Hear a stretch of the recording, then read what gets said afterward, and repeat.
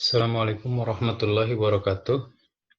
Alhamdulillah dalam kesempatan ini kita bisa mengikuti lagi perkuliahan dokumentasi keperawatan.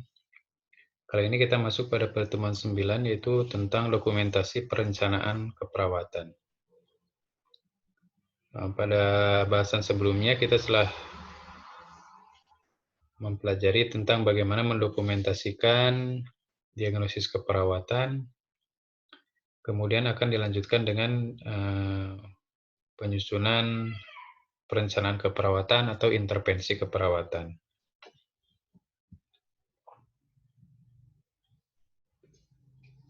Tujuan pembelajaran pada topik ini adalah yang pertama menjelaskan dokumentasi pada perencanaan keperawatan, menjelaskan tujuan dokumentasi perencanaan keperawatan, menyebutkan tahapan penyusunan rencana keperawatan, dan menyebutkan karakteristik pendokumentasian rencana keperawatan.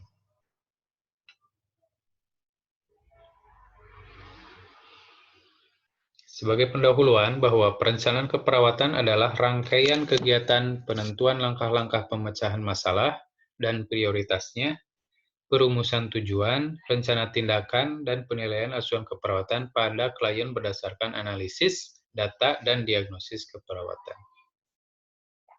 Ya, jadi dalam penyusunan perencanaan keperawatan itu terdiri dari beberapa kegiatan ya. Yang pertama kita menentukan prioritas masalah keperawatan. Ya, jadi diagnosis keperawatannya kita prioritaskan. Kemudian kita membuat tujuan umum, tujuan khusus, dan kriteria hasil. Ya. Kemudian kita membuat juga rencana tindakan yang akan kita lakukan. Ya. Yang tentunya ini didiskusikan juga dengan pasien dan keluarga. Ya, yang diketahui, yang divalidasi oleh pasien dan keluarga. Kemudian kita juga menilai asuhan keperawatan berdasarkan analisis data yang kita buat. Ya. Apakah rencana keperawatan ini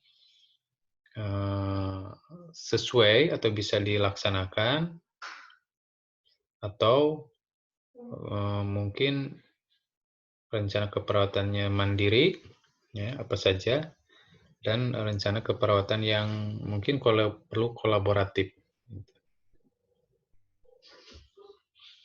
Tujuan dari dokumentasi perencanaan keperawatan yaitu yang pertama mengidentifikasi fokus keperawatan kepada klien atau kelompok. Artinya di sini kita bisa dengan adanya dokumentasi ini kita bisa melihat apa-apa saja fokus yang akan kita lakukan atau intervensi yang akan kita lakukan pada pasien atau kelompok. Membedakan tanggung jawab perawat dengan profesi kesehatan lain. Ya, di situ kita bisa memisahkan apakah ini tindakan mandiri atau tindakan yang sifatnya kolaboratif. Kemudian menyediakan suatu kriteria guna pengulangan dan evaluasi keperawatan. Ya, di sini kita juga dalam kegiatan ini menyusun kriteria-kriteria hasil yang nantinya bisa menjadi acuan tercapai atau tidaknya tujuan keperawatan, ya, atau tujuan intervensi yang akan kita buat pada masalah tersebut. Gitu ya. Kemudian yang keempat, menyediakan kriteria klasifikasi klien. Kemudian yang kelima, menyediakan suatu pedoman dalam penulisan. Tahapan perencanaan keperawatan yang pertama menentukan prioritas masalah. Tadi sudah sedikit disirat ya. Jadi masalah diprioritaskan, itu bisa dengan berbagai macam pertimbangan ya. Mungkin nanti ada penjelasan. Kemudian menentukan tujuan dan kriteria hasil, menentukan rencana tindakan, dan melaksanakan dokumentasi tentunya. Yang pertama, menentukan prioritas masalah. Untuk menetapkan prioritas masalah, seringkali digunakan hierarki berdasarkan kebutuhan dasar manusia. Kita tahu hierarki kebutuhan dasar manusia itu berbagai macam ya. Ada Yang paling terkenal itu kan ada hierarki Maslow ya. Maslow berupa kebutuhan fisik, ya, fisiologis, ya, seperti kebutuhan terpenuhinya, makan, minum, tempat berteduh, gitu ya, berpakaian, reproduksi, istirahat tidur dan sebagainya. Nah, itu adalah basic need ya, yang paling rendah, atau yang bukan yang paling rendah, yang paling utama harus dipenuhi, gitu ya, oleh semua makhluk hidup, terutama manusia. Kemudian juga ada kebutuhan rasa aman, ya, seperti keamanan, kemudian kesehatan juga ya, kesehatan aman dan nyaman seperti itu. Kemudian ada naik ke atas, love and belonging, ya, jadi kebutuhan rasa cinta dan dicintai. Kemudian self esteem, ya, atau harga diri, dan pada akhirnya adalah self aktualisasi diri. Nah, itu dibaca lagi, mungkin sudah pernah di KDM ya. Apa namanya? Hierarki dari kebutuhan Maslow. Atau juga bisa kita lihat dari hierarki dari prioritas dari kebutuhan apa namanya? Kegawat daruratan, ya. Misalkan bagaimana prioritas yang berlabel merah, berlabel kuning, hijau, dan hitam. Ya. Prioritas diagnosis dibedakan dengan diagnosis yang penting. Sebagai berikut. Yang pertama, prioritas diagnosis merupakan diagnosis keperawatan. Jika tidak diatasi saat ini, maka akan berdampak buruk terhadap kondisi status fungsi kesehatan pasien. Ini diagnosis yang prioritas maksudnya ya. Jadi apabila tidak dipenuhi segera dan saat ini, maka bisa mengancam kehidupan seseorang atau pasien. Yang kedua, diagnosis penting adalah masalah kolaboratif di mana intervensi dapat ditunda tanpa mempengaruhi status fungsi kesehatan pasien. Artinya sebenarnya ini bukan berarti kurang penting ya, penting akan tetapi bisa apa namanya? Tidak diprioritaskan ya, bukan berarti tidak dilaksanakan. Tetap saja kalau memang diagnosis penting ini tidak dilaksanakan akan mempengaruhi status pada akhirnya ya. Kan tetapi di sini masih bisa ditunda lah begitu ya. Kemudian contohnya apa ya? Contohnya misalkan diagnosis prioritas itu misalkan pasiennya demam 41, pasiennya kurang cairan gitu ya. Sampai nadinya misalkan 80 mm Hg sistolnya, kemudian ada juga pasiennya tidak mau makan, sudah dari kemarin tidak bisa makan. Nah, ini kita harus bisa prioritaskan yang mana yang mengancam jiwa, ya, mana yang diagnosisnya bisa ditunda, gitu ya. Ini bagaimana kecermatan kita di dalam berpikir, gitu. Kemudian hierarki yang biasa dijadikan dasar untuk menetapkan prioritas masalah adalah hierarki Maslow. Nah, ini tadi ya, kegawat daruratan, masalah kesehatan berupa ancaman kesehatan maupun ancaman kehidupan. Tingkat masalah berdasarkan aktuar, risiko, potensial, dan kesejahteraan. Ini bisa kita pakai hierarki Maslow, hierarki atau apa namanya lah, berdasarkan kegawat daruratannya, ya. Kemudian atau berdasarkan diagnosa risiko aktual, risiko, dan potensial. Yang kedua adalah menentukan tujuan dan kriteria. Ya. Tujuan keperawatan yang baik adalah pernyataan yang menjelaskan suatu tindakan yang dapat diukur. Nah, ini catatannya ya. Jadi harus terukur ya, berdasarkan kemampuan dan kewenangan perawat. Kemudian kriteria hasil ini adalah mewakili status kesehatan pasien yang dapat dicapai atau dipertahankan melalui rencana tindakan keperawatan yang mandiri, sehingga dapat membedakan antara diagnosis keperawatan dan masalah kolaboratif. Ya. Di sini kita membuat kriteria-kriteria hasil yang pada intinya adalah untuk menurunkan atau menghilangkan semua keluhan pasien ya, yang dirasakan, gitu ya. Nah, jadi apabila kriteria hasil ini tercapai, tercapailah semua tujuan tersebut. Ya. Hasil diagnosis keperawatan tidak dapat membantu mengevaluasi efektivitas intervensi keperawatan jika tindakan medis juga diperlukan. Ya. Artinya di sini tentunya apabila kita ingin mengevaluasi efektivitas tindakan keperawatan, ya, berarti jangan terkontaminasi dengan tindakan-tindakan yang sifatnya kolaboratif. Ya. Karena di situ ada pengaruh dari intervensi medis ya, terhadap keluhan yang dirasakan pasien. Ya, akhirnya tidak bisa dijadikan dievaluasi bahwa tindakan tersebut bisa menurunkan keluhan pasien. Contohnya misalkan pasien tadi demam, intervensi kita misalkan menyediakan ruangan yang sejuk ya, menganjurkan pasien memakai pakaian yang tidak terlalu tebal kan tetapi menyerap keringat, kemudian kita melakukan mengkompres gitu ya dan sebagainya, menganjurkan banyak minum ya.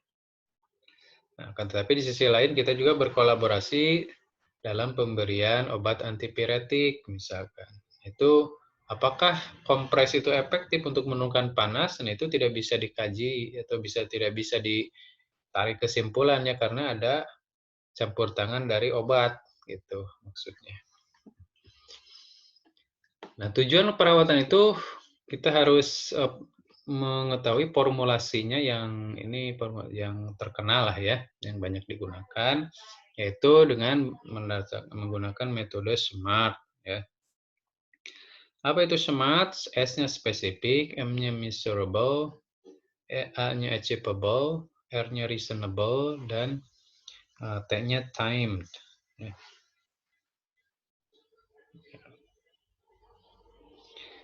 Spesifik itu tidak memberikan makna yang ganda. Ya. Kita harus fokus pada satu masalah spesifik. Gitu ya. Jadi jangan sampai memberikan makna yang ambigu lah, gitu ya, dari tujuan perawatan itu. Misalkan dalam waktu 3 kali 24 jam pasien bisa melakukan mobilisasi. Misalkan. Ya mobilisasi teh kumaha gitu. Ya mobilisasi kan bisa berjalan, bisa berdiri, berlari gitu ya.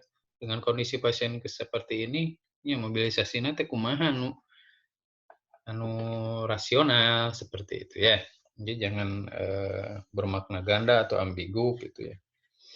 Measurable dapat diukur, dilihat, didengar, diraba, dirasakan ataupun dibantu. Ya di sini bisa capaiannya itu berdasarkan kondisi saat ini gitu ya. Dapat diukur gitu, ketercapaiannya. Kemudian realistis ya, sama sebenarnya miripnya. Di sini kita achievable itu ya istilahnya kita mempertimbangkan keadaan dan keinginan pasien itu harus sinkron ya. Jangan sampai pasien inginnya misalkan praktur ya, baru praktur inginnya bisa berjalan lagi dalam seminggu. Nah, itu kan tidak achievable gitu ya, tidak realistis. Ya. Tidak bisa secara ilmiah ya seminggu bisa lagi berjalan seperti sedia kala misalkan. Nah, itu kan tidak reasonable. Kemudian tidak achievable maksudnya, tidak realistis gitu. Kalau reasonable Artinya di sini realistis juga sebenarnya ya. Di Senambal bisa ada apa namanya, tujuan yang kita capai itu bisa dipertanggungjawabkan secara ilmiah. Kemudian time punya batasan waktu yang sesuai dengan kondisi klien. Ya. Jadi menunjukkan adanya jangka waktu pencapaian yang pasti gitu ya. Biasanya sih kalau ini 24 jam, 2 kali 24 jam, 3 kali 24 jam gitu ya. Biasanya sih kurang dari seminggu ya kalau dalam jangka waktu yang pendek gitu ya. Ada juga memang beberapa keadaan pasien yang tidak memungkinkan untuk dicapai dalam jangka waktu yang pendek gitu ya. Misalkan ya, pasien dengan luka bakar 71% ingin hilang dalam seminggu, nah itu kan tidak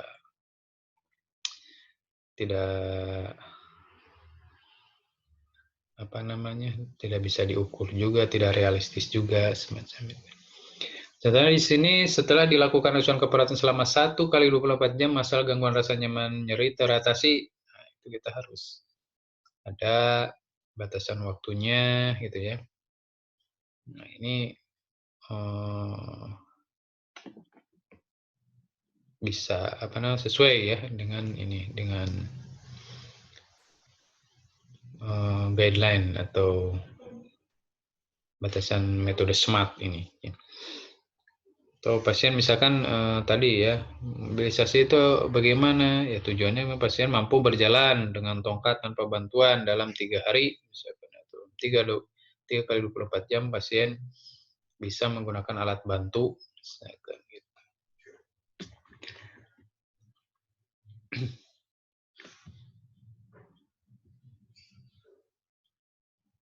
Nah, selanjutnya adalah kriteria hasil.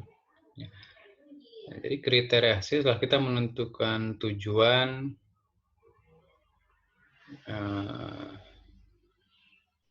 dari intervensi kita ya, tujuan umumnya, kemudian kita lakukan juga kriteria hasil.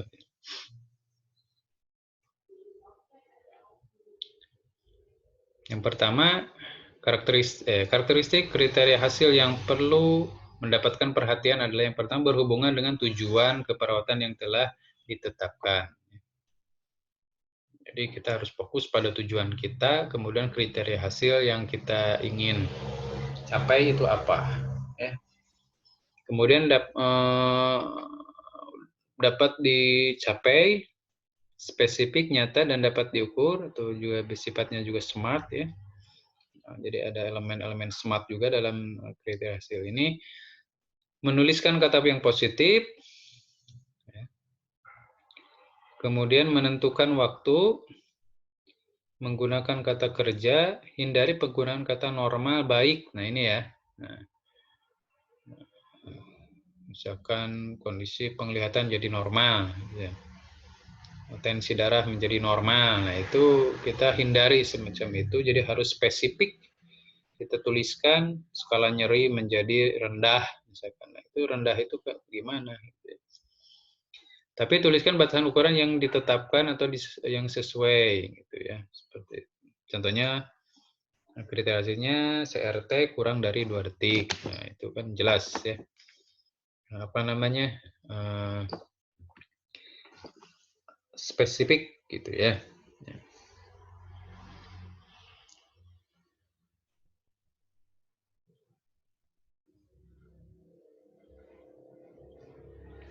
Kemudian selanjutnya tahap ketiga adalah rencana tindakan keperawatan. Ya, kita menyusun rencana tindakan keperawatan, merumuskannya. Yang pertama dengan harus memperhatikan rencana tindakan keperawatan merupakan desain spesifik intervensi yang membantu klien mencapai kriteria hasil. Jadi kita fokuskan bagaimana caranya agar kriteria-kriteria kita itu berhasil. Ya mungkin dari jumlah atau banyaknya rencana keperawatan itu di apa namanya, berdasarkan dari jumlah kriteria hasil yang ingin kita capai, bisa saja seperti itu. Ataupun bisa saja lebih sedikit ataupun lebih banyak. Dokumentasi rencana tindakan yang telah diimplementasikan harus ditulis dalam sebuah format agar dapat membantu perawat untuk memproses informasi yang didapatkan selama tahap pengkajian dan diagnosis keperawatan. Jadi, rencana-rencana keperawatan yang telah dilaksanakan itu kita catat ya, biasanya sih dalam, catatan, implementasi ya, diimplementasikan. Perencanaan bersifat individual, sesuai dengan kondisi dan kebutuhan pasien, bekerja sama dengan pasien dalam merencanakan intervensi. Jadi tadi, bahwa intervensi keperawatan itu bukan one man show, kita yang mengkaji, kita yang mengambil diagnosis, menentukan diagnosis, kita yang menyusun intervensinya. Tapi kita harus bekerja sama dengan pasien, dengan keluarga, gitu ya, menyamakan persepsi dari tujuan dan kriteria hasil yang ingin dicapai, ya, sehingga diharapkan tidak ada misinformasi, ya, ataupun harapan yang berlebih dari pasien tentang penyakitnya atau kondisinya. Misalkan penyakit dengan stadium terminal gitu ya, pasien datang dengan keadaan stadium terminal itu memiliki harapan yang sangat besar, ingin sehat kembali seperti sedia kala gitu ya. Nah, ini kita harus bagaimana kita bisa membuat pasien realistik dengan kondisi kondisinya saat ini seperti itu. Nah, ini gambaran format dokumentasi, tujuan dan kriteria hasil kita tulis di sini. Ini mungkin format-format yang umum digunakan ya, rencana tindakannya, rasionalnya, dan juga nama. Kita rasional kadang-kadang juga ada, kadang-kadang juga sudah ditiadakan, tapi di sini bentuk dari ilmiah kita ya, keilmuan ilmiah kita, kenapa kita melakukan tindakan tersebut itu harus ada justifikasinya gitu ya. Contohnya di sini tujuannya setelah melakukan tindakan keperawatan selama 3 kali 24 jam, perfusi jaringan adekuat. Kriteria hasilnya TTV 110 sampai 130, diastolnya 70 sampai 90. Nadis 60 sampai 100, RR sekian, suhu sekian ya. Nah, rencana tindakan nanti ada yang mandirinya bagaimana, kemudian bagaimana yang kolaboratifnya kalau ada gitu ya. Kemudian rasionalnya dengan kita melakukan monitoring TTP, maka penurunan shock dapat terjadi pada pasien dehidrasi yang ditandai penurunan tekanan darah dan peningkatan nadi. Ya, kita harus memonitoring adanya shock ya. Dengan monitoring tanda-tanda vital, ya kita bisa lebih waspada terhadap terjadinya kemungkinan adanya pasien yang shock atau dehidrasi. Ini kemudian jangan lupa paraf dan tanda tangan nama ya.